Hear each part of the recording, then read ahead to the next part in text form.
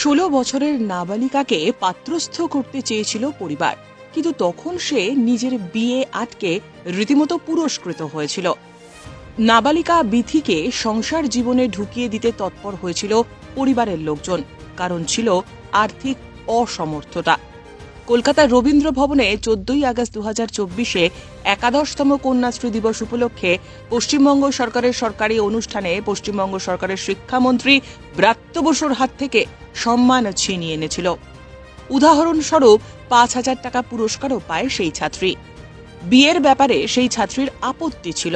প্রাথমিকভাবে পরিবারের কাছে কিছু বলতে না পারলেও শিক্ষক শিক্ষিকাদের কাছে যখন পুরো বিষয়টি খোলসা করে, তখন তারাই উপযাজক হয়ে পরিবারের সঙ্গে কথা বলে তার বিয়ে আটকানোর চেষ্টা করে।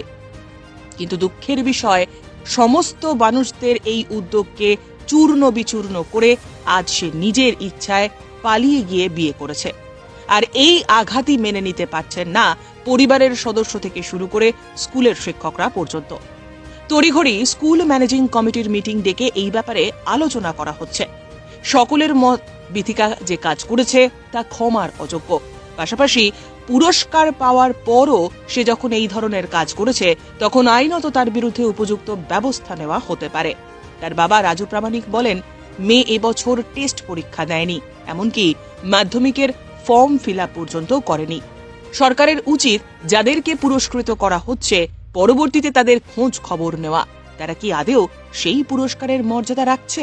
পাশাপাশি স্কুলগুলোকেও দায়িত্ব নিতে হবে বলে মনে করছেন অনেকেই। প্রয়োজনে এ ব্যাপারে কঠোর আইন প্রণয়ন করতে হবে।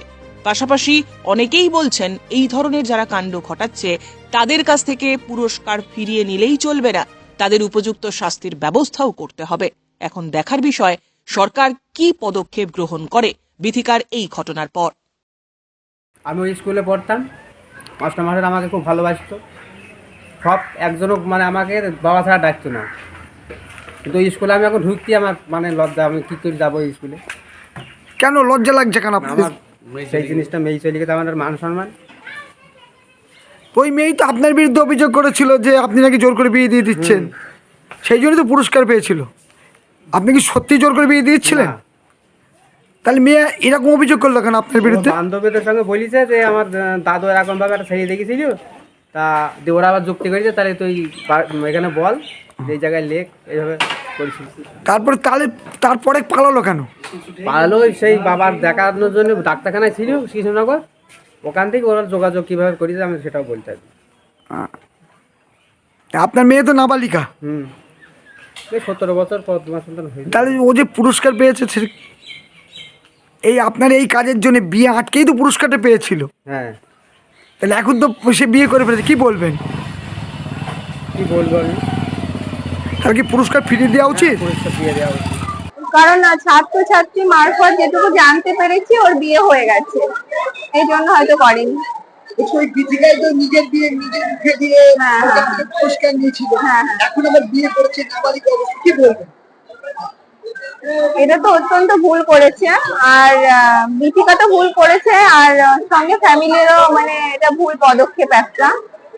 কারণ 18 বছর নিচে তো কোনো মেয়েকে বিয়ে দেওয়া উচিতই না। আর আমরা যখন প্রথম ফার্স্ট টাইম যে সময় বিয়ের ব্যাপারটা আমরা শুনতে পেরেছিলাম, আমরা স্কুল থেকে সবাই গেছিলাম, বাট এই বিয়েটা হচ্ছে পুজোর মধ্যে, যখন আমাদের স্কুল ছুটি, আমরা সব ছুটি কাটাচ্ছিলাম আর কি, আমরা জানতে পারিনি। আর যখন জানলাম তখন অনেকটা দেরি হয়ে গেছে। কি বলবেন, সরকার থেকে পুরস্কার নিয়ে মজির করেছিল, আবার সে বিয়ে করলো, কি বলবেন? এটা তো অত্যন্ত কষ্টের। ব্যুরো রিপোর্ট, উত্তরের প্রহরী।